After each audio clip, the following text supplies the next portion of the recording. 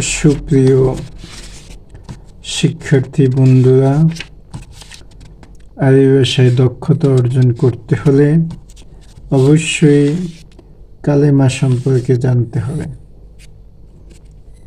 আরবি ভাষার প্রাথমিক স্তম্ভ হচ্ছে কালেমা।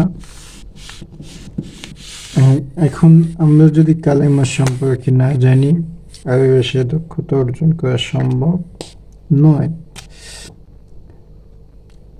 কালেমাকে আসলে কালেমা কেন বলা হয় সেটা অনেকেই জানে না।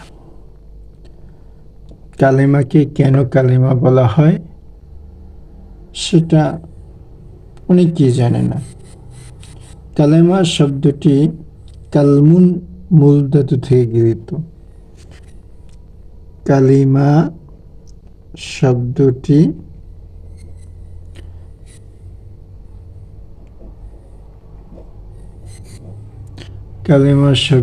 কালমুন, কাফ লাম মিম, কালমুন মূল ধাতু থেকে গৃহীত, যার শাব্দিক অর্থ ক্ষত বিক্ষত করা, আঘাত করা। যেমন কালামাহু,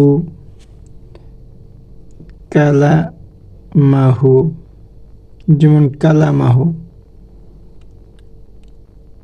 অর্থাৎ জারাহাহু।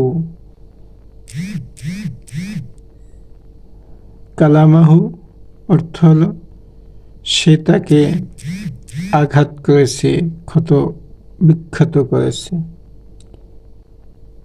যেহেতু